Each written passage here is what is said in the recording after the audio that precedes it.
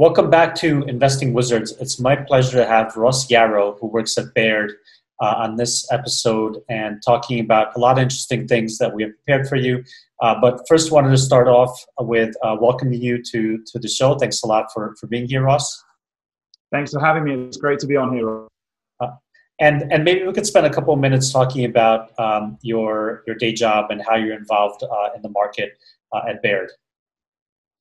Sure thing. So as a day job, I'm an institutional US broker. So what that means is I help institutional accounts make money by buying the right US equities and hopefully avoiding the wrong US equities.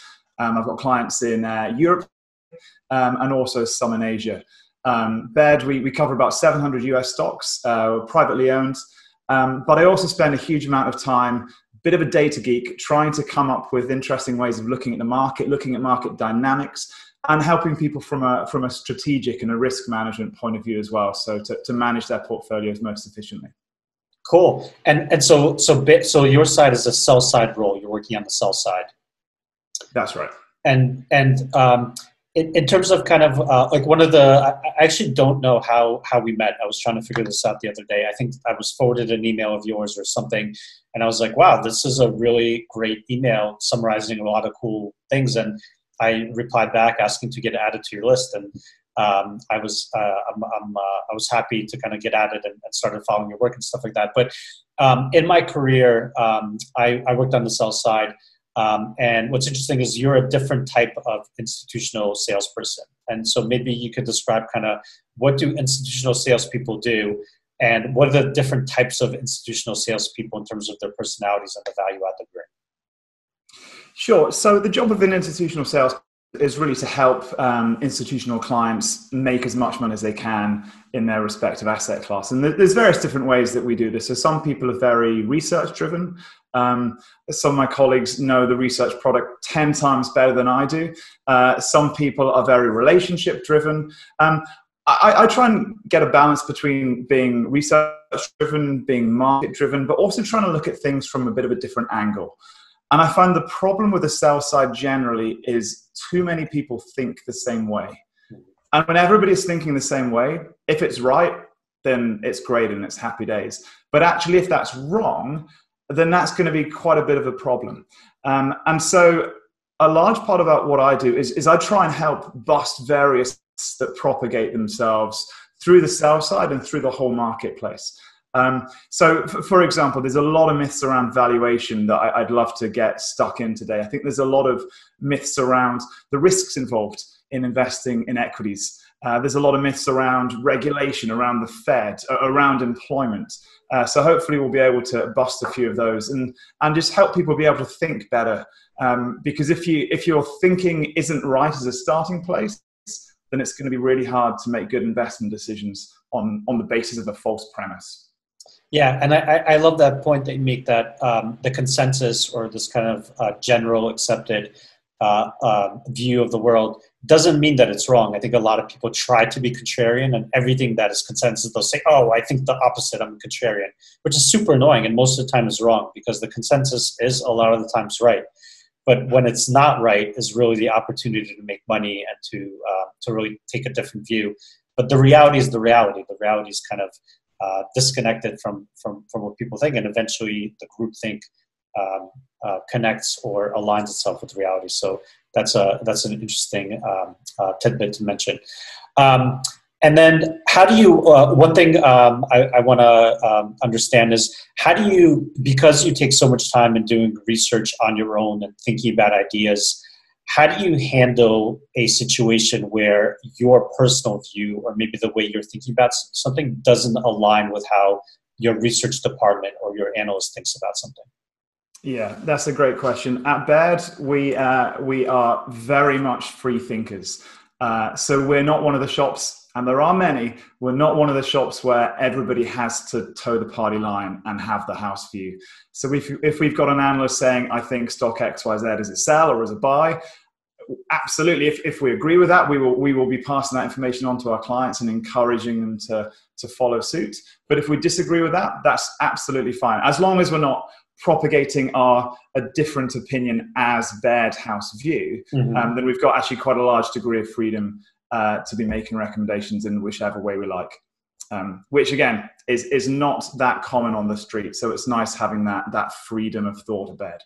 Yeah, and that's a really powerful model, because on the buy side, one of the things that is a problem is the amount of information you receive from the sell side. So you just have so many broker notes and so many research reports and so many trading calls and so many sales calls, and really finding these salespeople that can filter stuff down and not even give you an opinion, but be able to say, this is opinion A, or this is the analyst's opinion. Here's why it may be wrong, or here's how I think about it that might be different, and not being very dogmatic about things, but breaking things down logically, and then really presenting kind of like, here's the bull case, here's the bear case, here's my case, and why it might be different.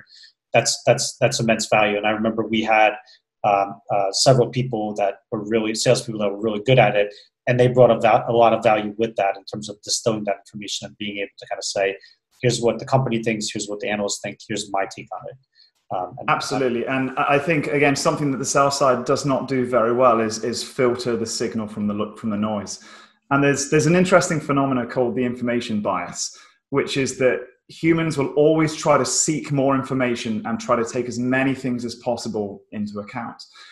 And it turns out that that's actually the wrong approach. And there's been many studies, particularly in medicine, involved, where you'll have, say, a doctor trying to analyze a patient whether they're having a heart attack. And if they take into account their age, their weight, their height, their medical history, if they take into 30, 40 things into account, it turns out they're very bad at diagnosing heart attacks. If they look at their ECG, their blood pressure, and there's one other thing I forget, but if they focus on just those 3 data points, they have a much higher percentage accuracy at diagnosing patients. And I think it's the same with stocks. There is no shortage of data. And it's the job of mine, and I guess the job of you and products like Koyfin, to try and distill all this noise and say, okay, what are the 3 most important things about this stock? Because it turns out that a lot of stocks don't trade on EPS, or a lot of stocks don't trade on cash flow.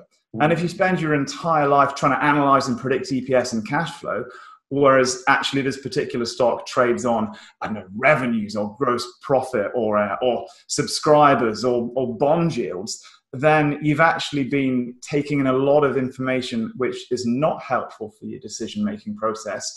But worse still, it is giving you a greater deal of confidence in that decision. And that's where the information bias is so dangerous. The more data we try and take in, the higher degree of confidence we have for these decisions, even though they're often worse decisions than if we just focused on the 3, 4, 5 things that matter the most. Yeah, I love that. I love that concept of taking a lot of data points, really distilling it to the ones that matter, and really focusing on those data points to get your thesis right. And so I think this is a really good segue of going into some market themes and some investment themes that you want to discuss that kind of take this concept in terms of focusing on the important things and maybe demystifying or proving wrong some of the common misconceptions about investing in stocks. So let's get into it. Great. I'm just going to follow up on a point you made about how being consensus isn't necessarily the wrong thing. Yeah. On my screen here, this chart shows the best performing stocks in the S&P 500 since their day of IPO, or since the closing of their first day of trading. Now, some of these moves are unbelievable: 303,000%, 246,000%. In terms of the upside you get from these, if you had an ideology of saying, I'm going to sell anything that doubles, or anything that goes up 10 times, or anything that goes up 100 times, then you would have actually excluded yourselves from all of these stocks, which at various points have been very, very much consensus ideas, but still did tremendously well as a result.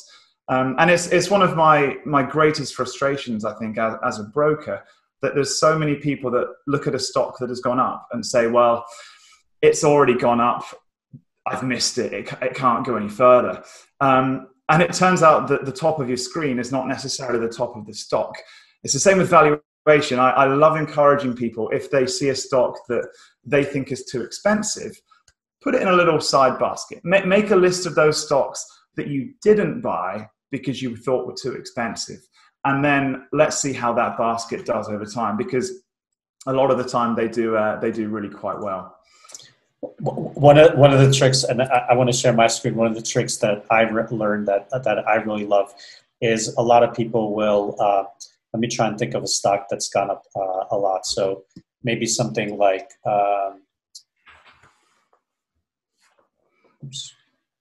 can you see my screen? Yep, we got you. Okay, so maybe something like a stock like UPS, which I think is an amazing long-term play on obviously e-commerce and retail. And so if you look at the screen here, this stock has gone up a lot, right? So if you look at like kind of 10 years, but one of the things that I've learned is to do this, is to change the scale. and then look at it like this. And becomes a much different picture, or kind of like a much different perception of where the stock can go, right? And if you look at like a stock like Amazon that you mentioned, obviously the 20-year chart and like all these charts are like started 10 years ago, 20 years ago in the teens. And at any point in time over the past 10 years, you could have pulled up that chart and said, oh my God, it has run a lot. Like how much further does it have to go? And all you have to do is just zoom out, is just to say like, hey, let me just increase my perception of like what the upside is. And like in the world of equities, the upside is not infinity, but it's very high. Absolutely. That's a good discipline. I like that, because the power of subconscious anchoring to a particular number or a point of the screen is very high and not actually very helpful. Or to look at it another way, if there was evidence that showed stocks that have already gone up don't make good future investments, then all people would need to do is make a black box to sell anything that had gone up, to right. buy anything that had gone down, and we'd be all out of a job. Now, the fact that isn't the case would suggest that it doesn't make a very good buy or sell signal that something is in the top right or the bottom right corner of your screen. And actually, like more chances than not, or the probability is that something that has gone up will continue to go up, because momentum is such a powerful factor in investing over the long term. Cool. So you wanna take us through some of the charts that you prepared and some of the conversations that you have with your clients? Absolutely. I thought it would be interesting maybe just to hit some market dynamics before we get into some myth busting. Yeah. So this year has really been, quite a significant reversal in a number of ways. This is the S&P 500. So 2020 performance is on the x-axis. 2021 year to date is on the y-axis. And you can see that stocks that did very well in 2020 have generally done fairly poorly year to date. Stocks that did very badly in 2020, though, have done remarkably well year to date. So that's from a stock-specific point of view. From an active manager point of view, it's almost an identical picture. So this shows the relative performance of active global managers. The managers that did very well in 2020 have done generally quite poorly year to date. The managers that didn't do so well last year are doing much better year to date.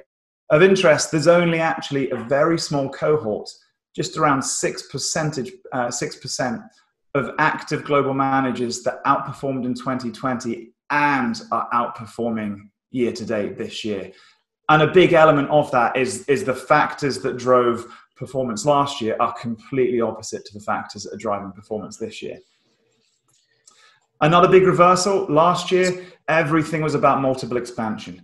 So this chart shows the attribution on the S&P from PE multiple, so expanding or contracting, that is in red, and EPS growth or decline in blue.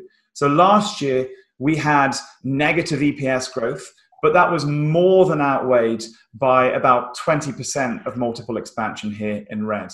This year, it's completely flipped around. We've had negative multiples, so multiples have actually compressed even though the market has gone up. But that has been more than outweighed by quite a large degree of earnings growth there as the economies reopen and things rebound. Another fairly key driver, which has really dominated performance over the last few years, is how much attribution are we getting from the top 5 stocks? Now in 2020, these 5 stocks, that's Apple, Amazon, Google, Microsoft, and Nvidia, they accounted for more than 12 percentage points of S&P 500 performance. That is the biggest that we have had, at least in this time zone, by a factor of almost 2. I mean, it's a huge amount. And if you were in those stocks, it was great. But if you weren't in those stocks, it was very, very hard to try and keep up with the market. Year to date, the top 5 stocks, they're actually contributing less than 2 percentage points. So completely different dynamic compared to 2020. The factors as well driving the market. In 2020, there was between a 30 and a 40 percentage point gap between your high sales growth and high value names and between your low growth and low value, low quality names. This year, it's not been a perfect reversal and it's only taken back a bit of that performance, but the best performing styles year to date, high beta, low PE, low EV/EBITDA, the lower quality, the lower valuation names, and the worst performing styles, as you can imagine, they're the lower beta, the higher quality, higher valuation names. Interestingly, the value, the high growth and low growth dynamic hasn't flipped quite so extreme. Mm-hmm. I think part is there have been some cyclical names that have now become growth stocks because they have suddenly had a big boost in revenue or earnings growth, but it has backed off slightly. I'm surprised. I'm surprised at the high beta factor in the last slide. So everything kind of like makes sense with this growth value flip, and we could talk about in a little bit why that's happening. But are you like? It seems like the biggest factor here is the low beta, high beta, and that's like what do you make of that? Yeah, that's a good question. I think that's really a function of the lower quality and the more cyclical names really catching a bid this year. We had in the downturn, I mean, names that were down 80, 90% because they were too cyclical materials names or maybe some really levered consumer names. This year, they've all really come back with force. And a big driver of that has actually been what's happening in the world of bond yields. So if bond yields fall, as they did in the crisis, value underperforms growth. That is the green line going down. If bond yields rise, as they did quite dramatically in Q1 this year, value underperforms growth. That's the green line going up here. Now, and in fact, it's a good segue actually to another myth, because a lot of people think that in a downturn, you really want to be avoiding the expensive names. And the theory goes there's a lot of high multiple potential for multiple compression. It turns out the opposite is true. So in almost every downturn, the cheapest stocks do the worst. This is the performance of stocks broken up by valuation cohorts from our February 19th peak to our March 23rd trough last year. And as you can see, the cheapest stocks trading less than 10 times earnings, they were the worst performers. And as you got more expensive, the performance got better and better.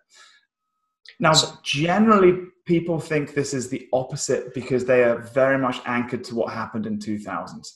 And 2000, absolutely, the really high-octane tech, insane valuation stocks, yes, they came off the hardest. But in most downturns, that is not what happened. In most downturns, so the financial crisis, even excluding the financial companies, the cheapest stocks did the worst. In the 20% drop we had in Q4 18 and in the 91 drop, with the exception of the very, very expensive stocks, the cheaper you were, the worse you did. And so that's a really powerful point. And I agree with you. It definitely is contrary to what most people would think in terms of, hey, if there's a recession coming or an economic decline or a market decline, then the most expensive stocks should underperform. So how do you explain that from an investor point of view? How should they think about in terms of sector allocation or thinking about stocks, like why that dynamic happens? Yeah, that's a really good question. I guess expensive stocks are expensive for a good reason. And cheap stocks are cheap for a good reason. I mean, it is a brutally efficient market out there. And it turned out that when we grew up, we were all lied to that we should be buying low PE and selling high PE. And I put a chart together to show that. So I joined this industry in June 2007. Absolutely nailed the timing of the financial crisis. And of course, in our graduate programs, we were taught, as everyone else was, high PE is bad, low PE is good. And so this is what the performance of those stocks has been since the day that I joined the industry. PE on the x-axis, performance since then on the y-axis. I mean, the only real correlation I can see from then is that the lower PE stocks were more likely to go bust than the higher PE stocks. Mm-hmm. And yes, you had some expensive stocks that did badly, but actually the stocks that have done the best, they were definitely not the cheapest stocks since then.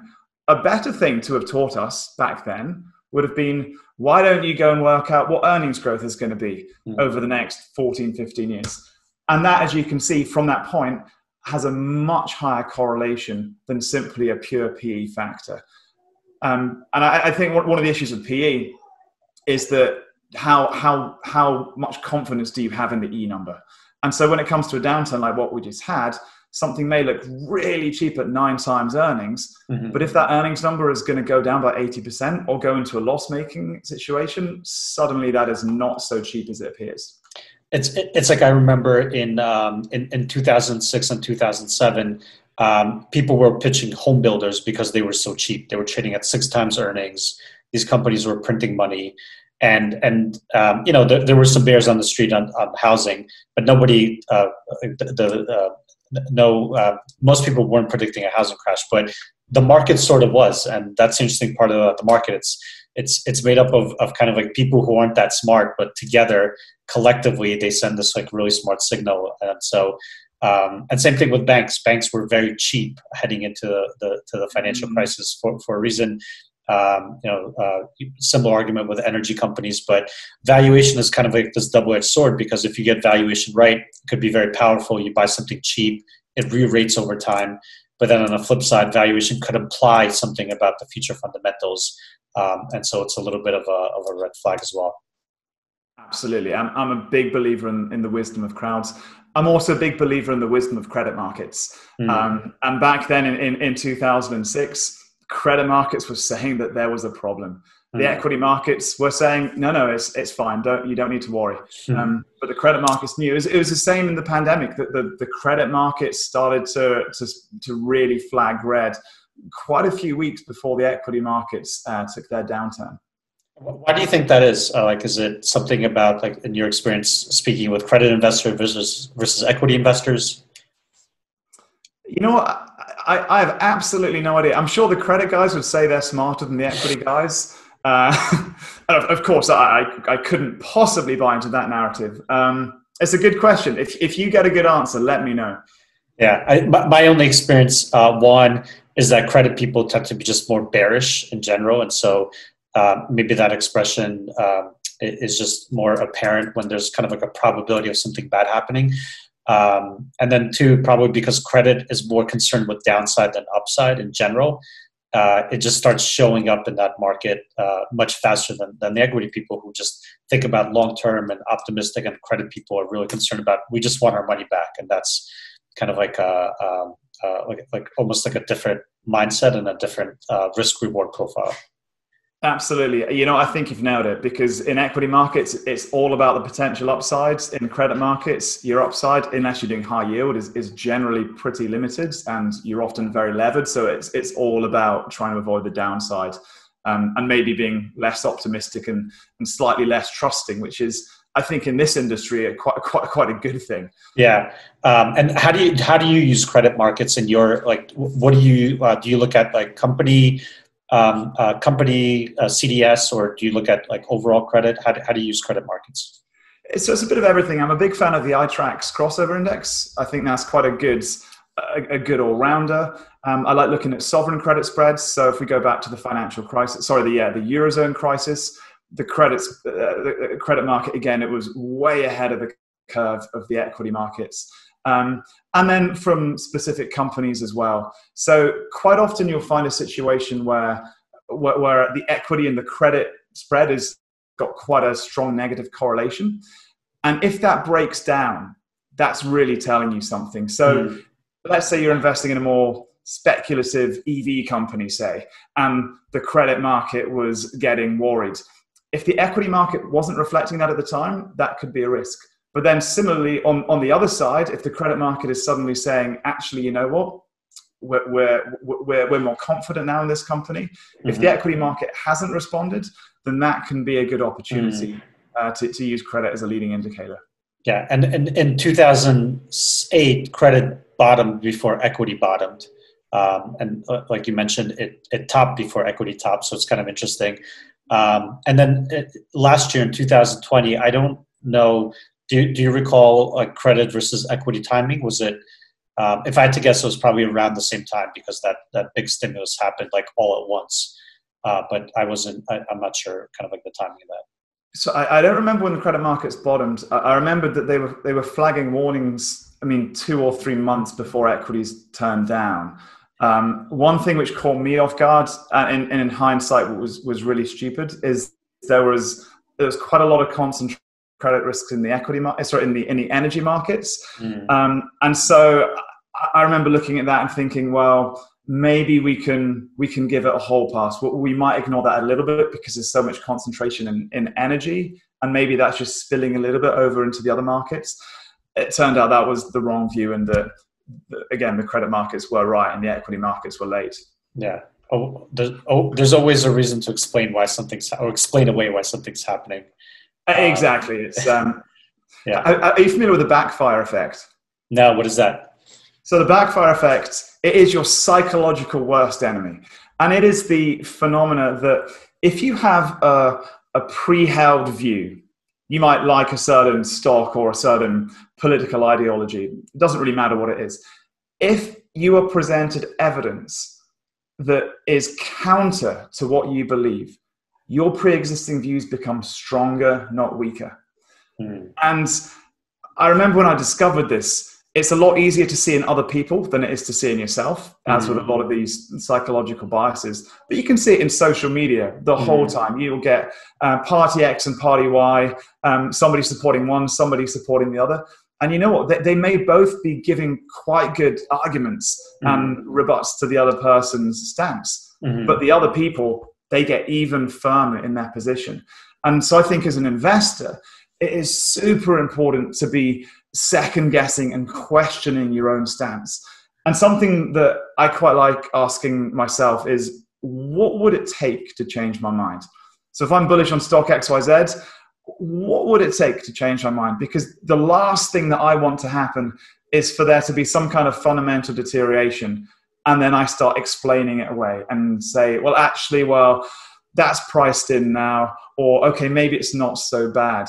I think it's very important to, ideally on paper, write down what would change your mind so that in the heat of the moment, you've got that reference point.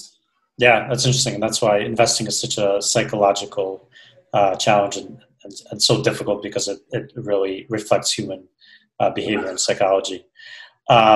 Cool. Let's go back to some of these charts before our tangent into Freudian psychology. Yeah, exactly. So when I look at the market overall, and I update this chart every few months because I find it so entertaining that the experts are always telling us that easy money has been made. The most important thing for me when it comes to equity markets is, what is employment doing?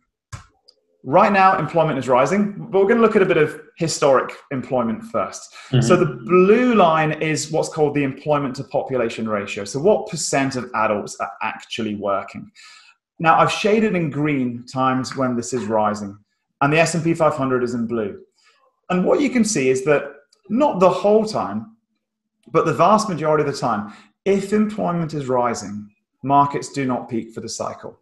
There are some exceptions. 1987 is a major exception to that. But generally, if employment is rising, markets are rising.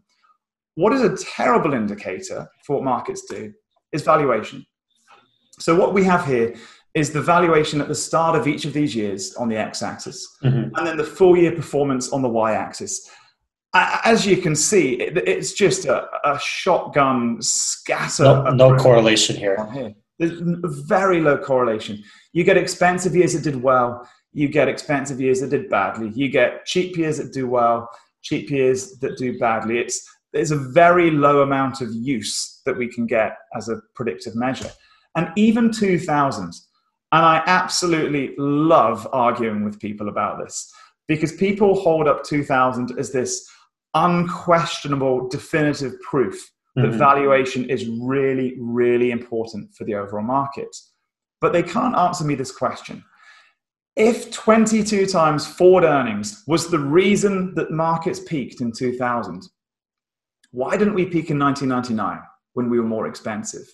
Why didn't we peak in 1998 when we were as expensive? Why didn't we peak in 1997 when we were a 10 plus year valuation high? And the market doubled from then, by the way. What was so special about 2000? And the answer to me is very simple. It goes straight back to employment. Employment rolled over. And as almost always happens when employment rolled over, equity markets followed it on the way down. But then what you get thrown as well, you can't look at PE. You've got to look at CAPE. You've got to look at the cyclically adjusted PE. And you've got to look at it on a 10-year basis, not just a 1-year basis. It's like, okay, well, let's do that. So you've probably seen a chart like this before. You've got the cyclically adjusted PE on the x-axis. So that's the price divided by the 10-year average earnings numbers. And then you've got the 10-year annualized forward return on the y-axis. Mm-hmm. And you would be forgiven for looking at that and saying, you know what, that's a relatively good correlation. Yep. But here's the problem, or two problems. If you take out the late 90s, suddenly this very compelling piece of the tail vanishes, leaving you with a much lower correlation. If you take out the First World War, we take out the top left corner. And what we're left with, just from removing that small number of years, and by the way, this is 150 years worth of data here, you're left with a big, big blue blob in the middle with very little predictive power at all. What CAPE does tell you, though, is that for each cycle, you are better off buying at the trough than at the peak. And I don't think you need a chart to tell you that you're better buying equity markets at the trough and at the peak. But worse still, it's not practical in the actual moment. And I genuinely think the reason that so many people believe in CAPE is they've never seen a chart of CAPE overlaid with a chart of the S&P 500. So the S&P 500 is in black, CAPE is in red, this ultimate sell signal. And I don't know about you, but I have failed to find an accurate sell level which would stop me getting blown up in bear markets, but would allow me to participate in bull markets. Because almost any sell level that you find completely excludes you from the biggest bull markets that we've had in the last century and a half. So basically kind of like trying to repeat what you just walked us through, this really interesting thesis is we're trading right now at a CAPE of 36. And kind of like the one argument that you can make is like that CAPE is really high relative to history. And that's a factual statement. However, there's nothing to suggest that that CAPE can't continue to go higher. Like we have no idea to say if in this cycle that CAPE is going to peak out at 50 or 40 or 60, and kind of being bearish just based on this fact is not that's not a very strong argument. And in fact, that employment argument, and we'll get into a second why employment matters more, is a much better much better point or much better concept to focus on than trying to predict. Absolutely. There's nothing at all to stop that CAPE ratio going higher, especially in a world of 0% interest rates and central banks around the world, and I'll show you some data on this, doing just tremendous things with their balance sheets. But also there's nothing to stop that earnings number expanding rapidly. One of the reasons the E number is a little bit depressed right now is we've just come out of a pandemic where earnings numbers were pretty depressed. We had a Eurozone crisis that took down the E a bit. We had the hangover from the financial crisis. So there's a lot of factors at play here. It's far from clear that a CAPE of 36 is negative for the market. Cool. So, yeah, sorry, go ahead. Now, something else similar to valuation for the overall market, which if the biggest frustration in my career has been people not wanting to buy stocks because they've already gone up, the second biggest frustration in my career would be people not wanting to buy the US because it's quote unquote expensive. So this is a chart of the S&P 500 relative to Europe. So if the white line is going up, the US is outperforming Europe. If the white line's going down, it's underperforming. And relative PE is in red.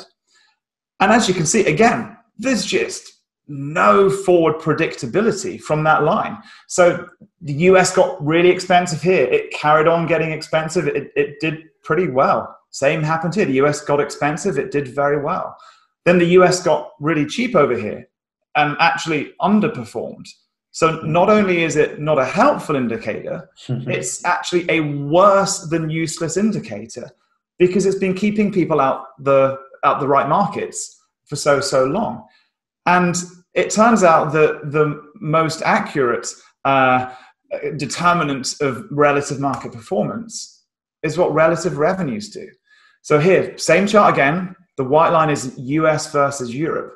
And the green line is US revenues relative to European revenues. So when the green line is going up, the US is growing revenues faster than Europe, and it almost always outperforms when that happens. And if the green line is going down, it's growing revenues slower, and it almost always underperforms. It's a 97% correlation. And how do you think about this is a great representation that equities and stocks over time follow fundamentals, right? And so fundamentals are increasing at a faster rate, and revenue being one of the most important fundamentals, that's going to drive performance unless for some weird reason the multiple is compressing during that time, which typically doesn't happen in a 20-year period. And the fundamentals are what dictates the performance. And so how do you think about this versus sector composition of the two regions, with the US just being a different type of market with different sector weights than Europe? I am very, very glad you asked that, Rob, because the US has a very, very different sector composition to Europe. In fact, the US has a huge amount of technology and communication services stocks. Europe has hardly got any. And these stocks are generally more expensive stocks. Europe, on the other side, loads of industrials, loads of financials, loads of materials, much, much more cyclical, far cheaper. So from a sector composition point, it would be very strange if the US wasn't at a valuation premium to Europe. If we compare on an apples to apples basis, though, we see something quite interesting, that the median PE in quite a few of the sectors is actually higher in Europe than it is in the US. So Europe is more expensive in consumer discretionary, in tech, industrials, healthcare, staples, utilities. And you look at that and you think, well, actually, maybe the US isn't that expensive after all. But if you have this dogmatic view of it's all about valuation, then you're actually going to be missing out what it's really about, which between these two particular markets is all about the relative revenue growth. And just on consensus numbers, and who knows, it could be different this time, but the US is growing, this is a median growth in the market, just consensus, at 9% this year. And that's higher than basically every major European country. Interesting. And so tying this all back to your original point of this kind of rotation that's happening, and in 2020, the big theme was just putting a premium on companies that are growing quickly, technology companies, growth companies, and really focusing on those companies as the economy slowed.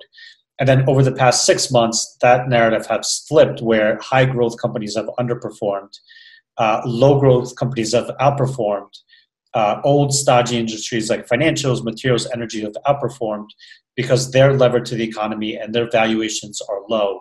And so you have this rotation going from high growth to low growth stocks. Do you think that, and you just showed in the previous slide how Europe has large exposure to those segments. So given that the economy is going to continue to expand, given that we're going to have probably teen numbers for GDP growth in the next 2 quarters, does that mean that in the short term, Europe can outperform the US? Yeah, no, that's a really good question. I mean, ultimately, if those cyclical sectors end up being big revenue drivers, then I think history would suggest it will.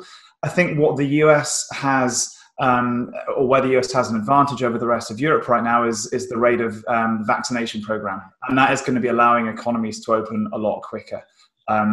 So your high street retailers, your shops, your materials companies where things need to be built, that's going to be a lot more possible in countries that have attained herd immunity, unlike most European countries, which are a lot further behind. As a general point, though, between those two sectors and styles, it's going to come down to 2 things. Firstly, what happens in the world of bond yields?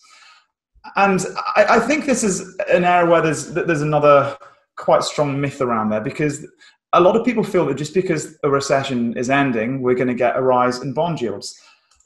And historically, that hasn't been the case. In fact, historically, bond yields are more likely to fall after a recession rather than rise. So this is the US 10-year Treasury yield, and recessions marked in red.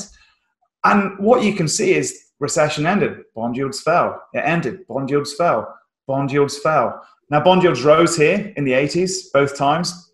We had a lot of inflation then, so maybe quite a different scenario, or hopefully quite a different scenario.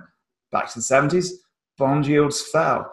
So this notion that we're due a rise in bond yields just because the recession is coming to an end, I don't think is necessarily true, and it could actually be the opposite, especially when you look at what the Federal Reserve is doing, which is expanding its balance sheet like there's no tomorrow. And compared to the financial crisis back here, look at the level of expansion of the Fed's balance sheet in that 3 or 4 year time period. Well, we did double that in the space of a few months in the US.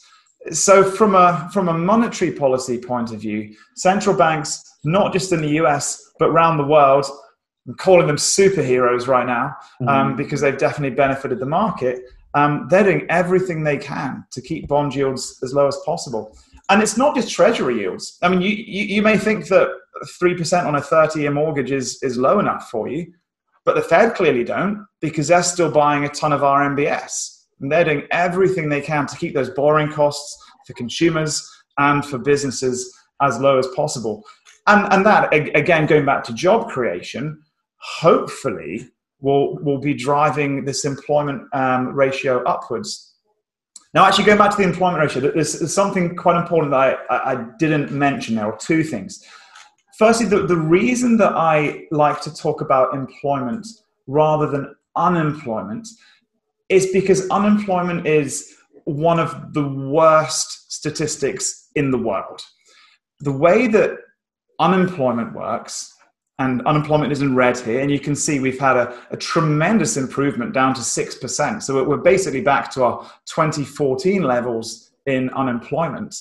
Whereas for employment, we've recovered a bit, but not even back to our trough 2009 levels. We've only recovered back to 1983 levels in employment. And the reason that has happened is because people have fallen out of the statistics. And the way that the BLS, and actually the way that most countries define unemployment, is you need to tick 3 boxes. You need to be out of work. I think we'd all agree with that. You need to be available for work. It's kind of a gray area. And then you need to be actively seeking employment. And actively seeking employment, the definition the BLS take, is a job interview or a job application in the last 4 weeks. So if you do not have a job and you would like a job, but you have not applied for a job in the last 5 weeks, you do not count as unemployed, according to the statistics. So looking at this, we think, wow, unemployment's improved so much. Like, no, it hasn't. Unemployment has improved, but actually quite a large chunk of that improvement has simply been people falling out of the statistics rather than people getting jobs. Interesting. So this kind of like goes to the, I forget the exact definition, but there's a U3 versus U6 unemployment rate, where I think that what you're showing here is the U3 unemployment rate, which is as a percentage of job seekers. But there's also a measure, I think called U6, which is the overall, which is what's being kind of like, it's the reciprocal of what's shown in the top chart of the employment rate of the overall population versus using that denominator, which could be a little bit wonky depending on how you define it. Yeah, I think U6 is not quite the same as a reciprocal. I think that's more an underemployment metric. So if you have somebody working 10 hours a week where they'd like to be working 40 hours a week, for instance, I think that's where the U6 number is more comes in. So I think there's another U then. I think that maybe it's like U12. I believe there is a measure of like unemployment versus overall, but I'm not quite sure. There's quite a few U's out there. There's a lot of U's out there. The government loves their different statistics and defining things really differently. So let's go back to kind of like the crux of this argument of employment. How do you think about employment? Like explain this chart, and why is it that the market goes up with employment and then it seems like they flip around the same time? Is it a coincidental indicator? Is it something about the liquidity in the overall system that's driving both of these? Is it policy? How do you think about these two, this relationship? That is a very good question. I would love to give you a narrative as to why it happens, but it would be no more than a narrative. As Benjamin Franklin said, he doesn't need to know why when he drops his glass, it goes and smashes on the floor. He just needs to know that it does. And I don't want to speculate too much, because I don't think there's any way of really falsifying and proving one way or another. But what I do know is that historically rising employment has been a very, very good determining factor of rising markets. But also coming out of a recession, and this is a question that we've been getting quite a lot. We've had the fastest ever drop to 34% and fastest ever recovery back up to an all-time high. Mm-hmm. I mean, why has that happened? How can that be justified when we have this huge Main Street, Wall Street gap where stock markets are 25% above the all-time prior high, yet there's 10 million fewer people working than there was last February? And it all goes back to employment and the forward-looking nature of the market. On average, the market troughs coming out of a recession 11 months before employment does. So what I mean by that, financial crisis, we bottomed in March 2009. 21 months later, employment bottomed and started to rise. Or coming out of we bottomed in October 2002. 12 months later, the employment figure started to go positive again. Now, this time, we bottomed on March 23rd last year. That was only 1 month ahead of the turn and the trough of employment. So far from the market being super forward-looking, the market was actually less forward-looking than it has historically been. Because if it was as forward-looking as it has been historically, we might not have fallen down at all. And when you combine that phenomena with the amount of money printing and stimulus that we're getting, then to me, it seems perfectly justified that the market turned as quickly as it did and has performed as well as it has. Yeah, that's interesting. And I guess relative, the market is forward-looking, which is kind of like a very interesting dynamic. It starts turning before the fundamentals, which is sometimes hard to, as a market participant, hard to kind of square those things. Both in the peaks and the troughs, but I guess like one thing that was different about this time is previously policy tends to be gradual. The Fed tends to cut rates slowly and kind of like reigniting those lending and market forces to turn the other way. Whereas this time around, it all basically happened in 3 days, and so that reignition of the economy and the equities it was happening at the same time. It didn't take 3 months or 6 months. It wasn't like, let's lower rates and wait, let's lower rates and wait. Let's print $3 trillion, and that's like what we're going to do, and then we're going to assess. That was absolutely very coincidental. And I think in future, central bankers globally are going to be looking at what's happened and taking it as somewhat of a template. And if one country starts to do it, really everybody else does as well. Because if you have the ECB acting incredibly aggressive on balance sheet expansion, but the Fed or the Bank of Japan don't, then you're going to get some very unattractive currency moves and relative GDP growth phenomena. So there's some interesting game theory going on there, that if one central bank goes down this policy of incredibly aggressive action, I think in the future we're going to see a similar thing where everyone else really has to follow quite quickly. Yeah, and so what do you, as someone who kind of follows the equity market closely, you have this really interesting framework that you monitor. What are you looking for to think about, kind of like how will you be thinking about the next market turn? How will you be thinking about getting less bullish on equities, getting more cautious? What are the things that you need to see? Yeah, that's a great question. I think to become less bullish, I would need to see some kind of evidence that employment was nearing peak levels. Now, if you look at the unemployment figures, you'd see that we've almost completely recovered. Whereas when you look at the employment figures, you can see there's still quite a way to go. I mean, as I say, we're back to 1983 levels. So if we just even revert to mean, let alone getting back to prior peaks, there's potentially a lot of employment upside. And again, if history is our guide, could be a lot of corresponding market upside as well. One thing that I'd be really cautious about here is a dip buying mentality, because there's so many people that want to buy it on a dip, either the market overall or specific stocks. And I think this is actually really dangerous for a few reasons. Firstly, you're going to get your dip, but it might not be for another 50, 70%. And there's no prizes to be won by not buying a stock at 100, letting it rally to 190, and then buying it at 140. And that is just not a smart way of doing it. But you also need to have a very high level of confidence that on that dip, you are going to be able to psychologically commit. Because I don't know what you were doing on March 23rd last year, but I wasn't remortgaging my house to put it in equities. I mean, we were in the middle of the worst pandemic we've had for 100 years. The market was down 34%. People were saying, oh my goodness, is there another 34% that's going to come next week or month?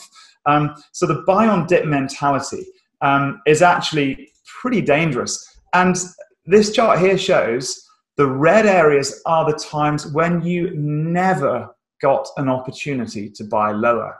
So if you were sitting here and saying, you know, I'm going to buy on a dip, it never came back to that level. You missed that permanently.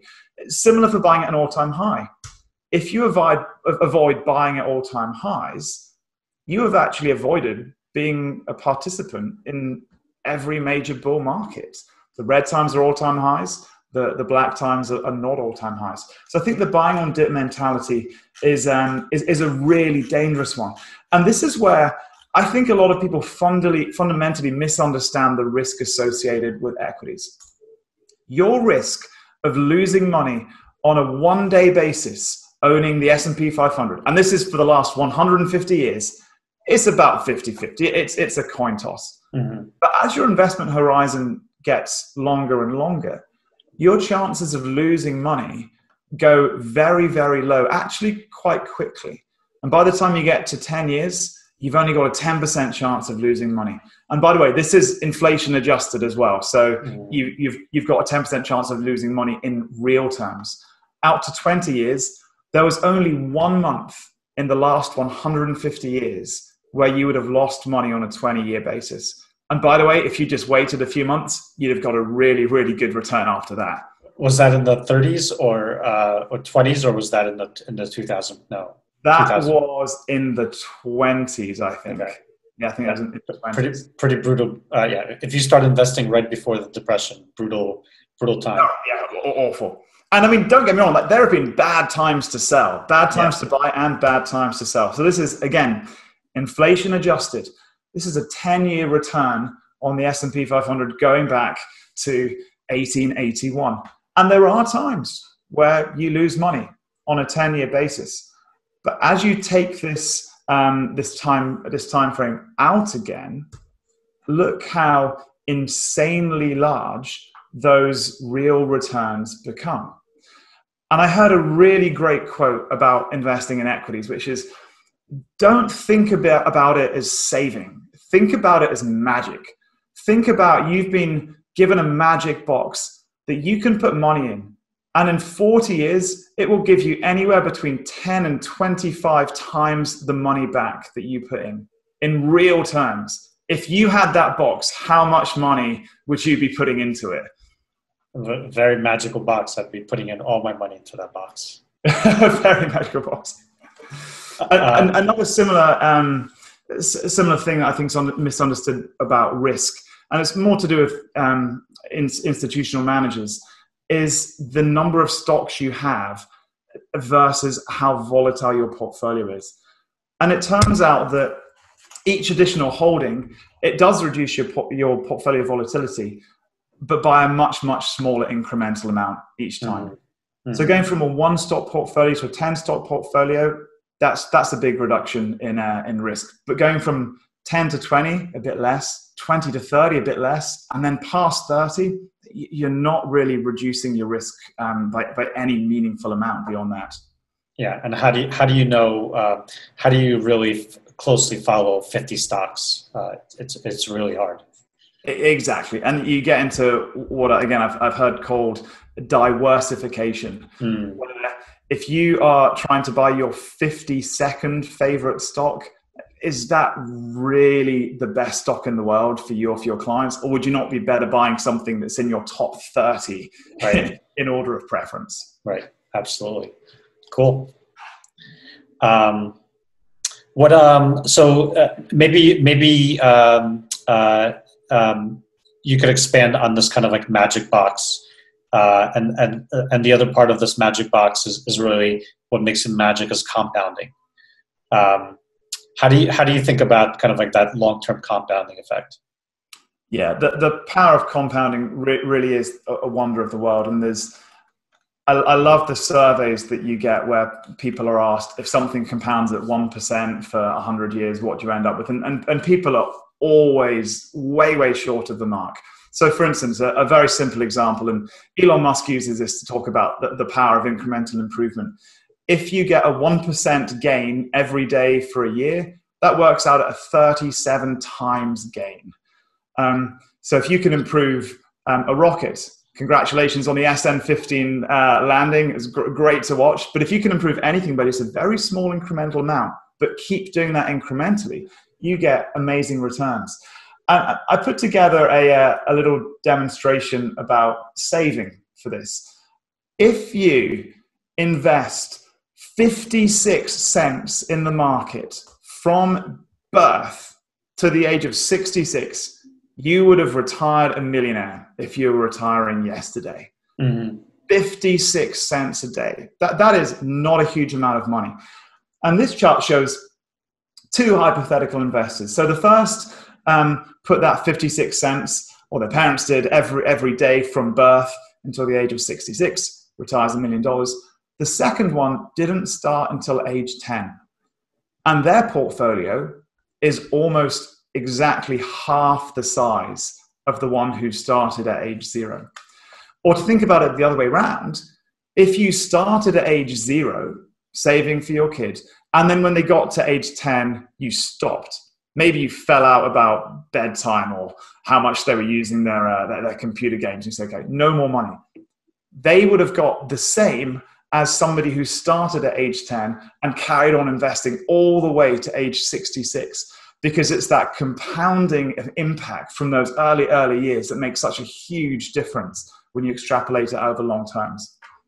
Super powerful, and something that I guess Warren Buffett really understands, and a lot of other great investors who just do something consistently, but the long-term longevity of it and the consistency is the thing that drives it, not the outsized returns for any particular year.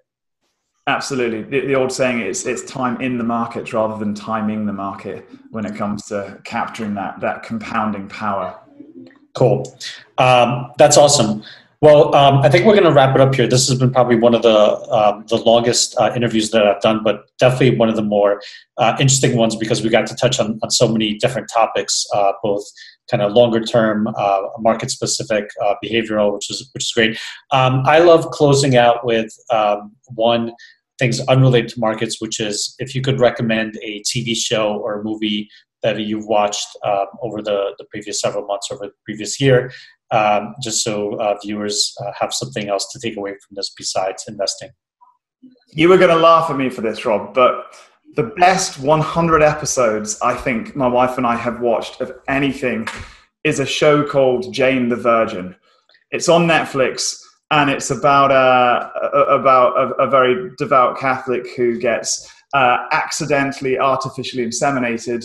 The father is some millionaire hotelier, and it's absolutely brilliant. It's kind of based around being a telenovela style. So you've got the comedy, you've got the romance, you've got a bit of action, and everything in between. So yeah, that would be my top TV tip.